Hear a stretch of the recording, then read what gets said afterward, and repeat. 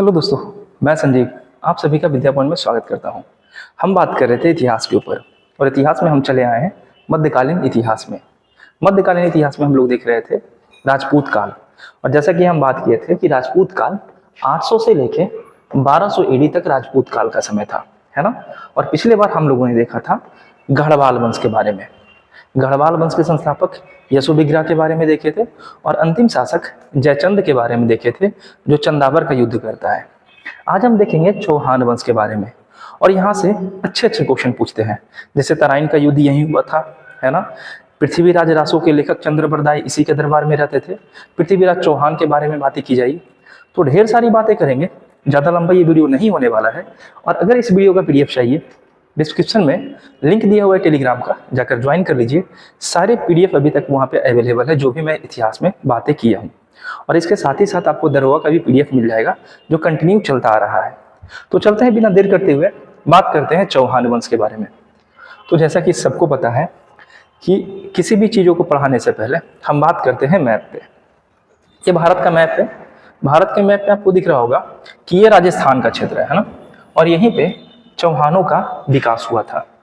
चौहान वंश की स्थापना जो हुई थी लगभग 11वीं शताब्दी में हुई थी, 11वीं से 12वीं शताब्दी के बीच में। और चौहान वंश के संस्थापक के बारे में देखा जाए तो संस्थापक थे कौन? वासुदेव। और यहाँ से क्वेश्चन पूछा जाता है। अच्छा, यहाँ पे जो वासुदेव दिख रहा है ना, अगर आपको पता होगा तो ये भी पता होगा कि इतिहास में एक जगह और हमें वासुदेव के बारे में पढ़ने को मिलता है। वासुदेव कौन थे? तो कण्व वंश के संस्थापक थे वासुदेव। एक बार चीजें थोड़ी रिकॉल कर लेते हैं, जिससे थोड़ी सी चीजें याद आ जाएगी ना। तो अगर वासुदेव के बारे में बात किया जाए तो ये जो वासुदेव है ये कण्व वंश का संस्थापक है ना। और कण्व वंश के अंतिम शासक कौन थे पूछा जाता है तो ये थे सुशर्मा। और सुशर्मा की हत्या कौन करेगा? तो करेंगे सिमुक। और किस वंश की स्थापना करेंगे? सातवाहन वंश की स्थापना करेंगे। तो ये सारा क्वेश्चन एग्जाम में पूछा गया है। सातवाहन वही है जिसने ब्राह्मणों को सबसे पहले जागीर और भूमि दान देने की प्रथा शुरू की थी, है ना। तो सातवाहन वही है जिसने शीशे के सिक्के जारी किए थे। ये सारी बातें हम ऑलरेडी कर चुके हैं। आज हम बात करेंगे चौहान वंश के बारे में, जिसे चौहान वंश के नाम से जाना जाता है। तो चौहान वंश के संस्थापक वासुदेव है। वासुदेव अपनी राजधानी कहाँ बनाएंगे? तो राजधानी बनाई जाएगी अहिछत्र में। अहिछत्र में। लेकिन होता क्या है, वासुदेव के बाद गद्दी पर बैठते हैं अजय राज। यहां से क्वेश्चन पूछा जाता है। वासुदेव के बाद अजय राज जो है ये चौहान वंश की गद्दी पर बैठता है।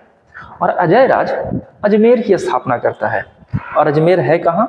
तो अजमेर वर्तमान राजस्थान के क्षेत्र में स्थित है। ये सारे क्वेश्चन एग्जाम में पूछे जाते हैं। तो चौहान वंश की पहली राजधानी कहाँ थी? अहिछत्र। और दूसरी राजधानी कहाँ थी? अजमेर के क्षेत्र में। अजमेर की स्थापना कौन करेगा? तो अजय राज करेगा। अजय राज कौन है? चहमान वंश का शासक है। और अजय राज के बाद बैठेंगे गद्दी पर कौन? अर्नोराज। और अर्नोराज जब गद्दी पर बैठेंगे तो राजस्थान के पुष्कर के क्षेत्र में एक मंदिर का निर्माण करेंगे, जिसका नाम है बराह मंदिर। तो ये भी क्वेश्चन पूछा गया है।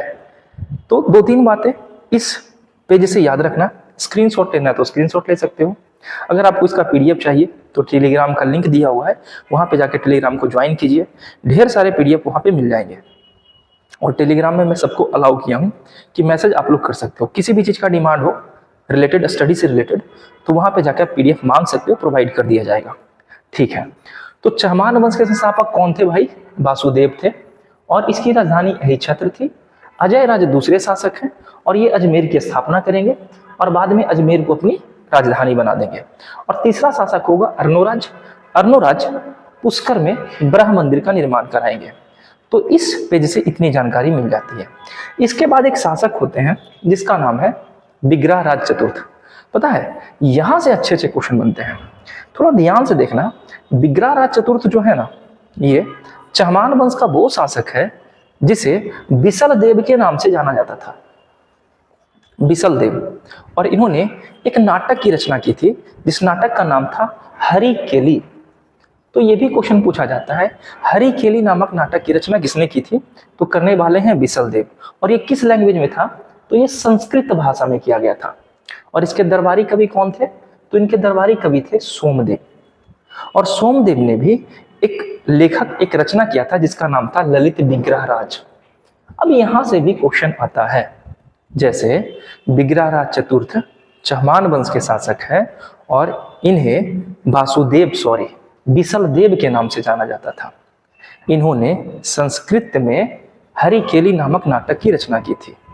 इनके दरबार में रहते थे सोमदेव, और सोमदेव ने ललित विग्रह राज की रचना किया था। ललित विग्रह राज में एक बातों का जिक्र किया गया है। एक इंपॉर्टेंट बात यह है कि कहा जाता है सोमदेव ने संस्कृत मठ बनवाया था। सोमदेव नहीं, बिसलदेव। बिसलदेव कौन है? विग्रह राज चतुर्थ। बिसलदेव ने एक संस्कृत मठ, ये जो आप देख रहे हो ना, ये क्या है? ये 2.5 दिन का झोपड़ा है। ये 2.5 दिन का झोपड़ा है जो बनवाया गया था अजमेर के क्षेत्र में, ठीक है। और ये बनवाने वाले कौन है? तो ये बनवाने वाले हैं ऐबक, यानी कुतुबुद्दीन ऐबक। और ये 2.5 दिन में बनकर तैयार हुआ था, इसलिए इसे 2.5 दिन का झोपड़ा कहा जाता है। तो कहा जाता है कि कुतुबुद्दीन ऐबक जो विग्रह राज चतुर्थ है, उन्होंने एक संस्कृत मठ बनवाया था। कहाँ? अजमेर में। और कुतुबुद्दीन ऐबक क्या किया है? इस संस्कृत मठ को तोड़कर इसके जगह पे 2.5 दिन का झोपड़ा बनवा दिया है। और ये सारी जानकारी मिलती है कहाँ? ललित विग्रह राज नामक पुस्तक में। अगर यहाँ पे आप जाइएगा 2.5 दिन के झोपड़े में, तो अभी भी इसकी दीवारों पर संस्कृत में दोहे लिखे हुए हैं। संस्कृत में इनके जितने भी थे ना पंक्तियां, ललित विग्रह राज की पंक्तियां, वो अभी भी इनके 2.5 दिन के झोपड़े की दीवारों पर मिल जाता है। इससे यह प्रमाणित होता है कि कुतुबुद्दीन ऐबक संस्कृत मठ को तोड़कर 2.5 दिन का झोपड़ा बनवाया था। तो ये दूसरा इंपॉर्टेंट पेज था चहमान वंश के बारे में, और जिसके बारे में हम बात कर रहे थे विग्रह राज चतुर्थ, और ये सदी चल रही है 12वीं। अब एक इंपॉर्टेंट शासक आएंगे जिसका नाम होगा पृथ्वीराज चौहान, और खेला इन्हीं के समय में होगा। क्या होगा? तो पृथ्वीराज चौहान गद्दी पर कब है, पहले ये बात याद रखना है। 12वीं शताब्दी के अंत में पृथ्वीराज चौहान गद्दी पर बैठते हैं, और ये चहमान वंश के अंतिम शासक हैं। इनके बारे में 2 स्टोरी याद रखना है। पहला, पृथ्वीराज चौहान के दरबार में एक व्यक्ति रहते थे जिनका नाम था चंद्रबरदाई, और चंद्रबरदाई ने एक पुस्तक लिखा है जिसका नाम है पृथ्वी राज रासो। और इस पुस्तक में कहा गया है कि जो पृथ्वीराज चौहान थे वो गहड़बाल वंश, कल हम किए थे गहड़बाल वंश, अगर वो वीडियो नहीं देखे हैं लिंक में दिया है डिस्क्रिप्शन में, लिंक जाके देख लेना। गहड़बाल वंश के एक अंतिम शासक होते हैं जिसका नाम होता है क्या? तो जिसका नाम होता है चंद्रबरदाई। वो चंदावर का युद्ध हुआ था जयचंद के बीच में ना, तो इसका नाम है जयचंद। जयचंद और गौरी के बीच में युद्ध होता है जिसे कहते हैं चंदावर का युद्ध, है ना। और चंदावर का युद्ध हुआ था 1194 में। इसमें जयचंद मारा जाता है ना। तो जयचंद की एक पुत्री होती है जिसका नाम होता है संयोगिता, ठीक है। कहा जाता है चंद्रबरदाई ने अपनी पुस्तक पृथ्वीराज रासो में यह वर्णन किया है कि पृथ्वीराज चौहान तृतीय जयचंद की पुत्री संयोगिता का अपहरण कर लेगा और विवाह कर लेगा दोनों साथ में, ठीक है। ये बातें एक स्टोरी थी, याद रखना है। जयचंद किस वंश का है? गहड़बाल वंश का शासक है, और जयचंद चंदावर के युद्ध में मोहम्मद गोरी से पराजित होता है और मारा जाता है। आगे बात करें, पृथ्वीराज चौहान को राय पिथौरा भी कहा जाता था। तो ये बातें भी अंडरलाइन करना है कि राय पिथौरा की उपाधि किसने धारण की थी, है ना। जैसे वहां पे हमारे कौन थे? सोमदेव, है ना। और सोमदेव तो हमारे लेखक है ना, लेकिन बिसलदेव, और बिसलदेव कौन है? विग्रह राज चतुर्थ का नाम है। उसी तरीके से पृथ्वीराज चौहान का नाम था राय पिथौरा।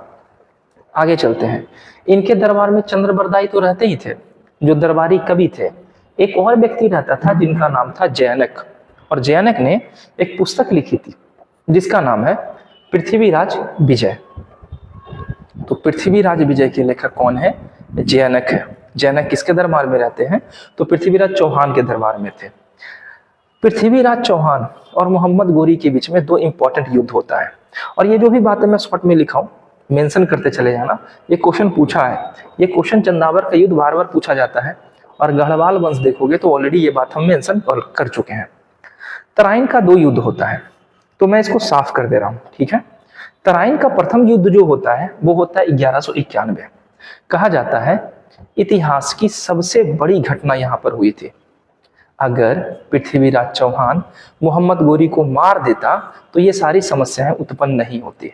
होता क्या है, जब मोहम्मद गोरी तराइन के युद्ध में आता है। अच्छा, एक क्वेश्चन और यहीं पे नोट कर लेना कि तराइन है कहाँ, तो तराइन हरियाणा के क्षेत्र में है। ये भी क्वेश्चन कभी कभी पूछ लिया जाता है। जब पृथ्वीराज चौहान और मोहम्मद गोरी के बीच में युद्ध होता है तो पृथ्वीराज चौहान मोहम्मद गोरी हार जाता है पहला युद्ध में, लेकिन पृथ्वीराज चौहान उसको माफ कर देता है। ये इतिहास की सबसे बड़ी भूल थी और इसको अब सही किया भी नहीं जा सकता। अब जो हो गया सो तो हो गया, ठीक है। हुआ क्या था कि अगर गोरी को यहाँ पे पृथ्वीराज चौहान मार देता तो आज दिल्ली सल्तनत नहीं होता।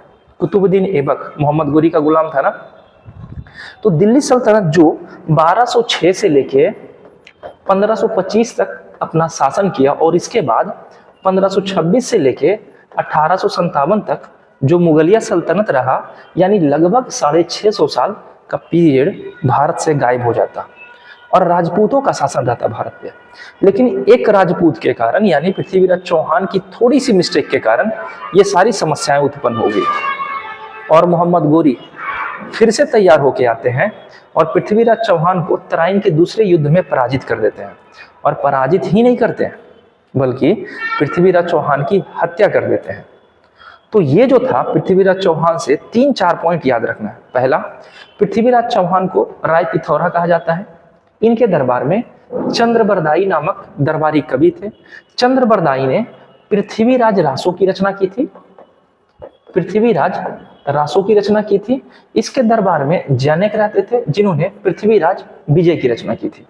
और तराइन का पहला युद्ध हुआ था 91 में जिसमें मोहम्मद गोरी पराजित हुआ था और तराइन का दूसरा युद्ध हुआ था 92 में जिसमें मोहम्मद गोरी विजय हुआ और पृथ्वीराज चौहान की हत्या कर दी गई। तो आज का ये सेशन था हमारा चहमान वंश से रिलेटेड। अगले बार बात करेंगे हम लोग सोलंकी वंश के बारे में, परमार वंश के बारे में, कलचुरी वंश के बारे में और चेदी वंश के बारे में। तो हम लोगों ने ऑलरेडी हम बात किए थे कि जो हमारा राजपूत काल है, राजपूत काल अगर देखें तो टोटल 800 से लेके 1200 के बीच का समय राजपूत काल का समय था। और राजपूत में हम लोगों ने 2 वंश के बारे में देख लिया। पहला हम लोगों ने देखा गढ़वाल के बारे में और दूसरा हम लोग आज देखें चहमान के बारे में। अगले दिन हम लोग देखेंगे सोलंकी के बारे में और सोलंकी वंश में हम लोग देखेंगे कि यहीं पे महमूद गजनबी सोमनाथ मंदिर को लूटेंगे। यहीं पे मोहम्मद गोरी को मूल राज प्रथम बार पराजित करेंगे। ठीक है, तो यहाँ पे सारी बातें की जाएगी कल सोलंकी वंश से रिलेटेड। तो मिलते हैं नेक्स्ट वीडियो में। खुश रहिए, पढ़ाई कीजिए, एग्जाम नजदीक है। धन्यवाद।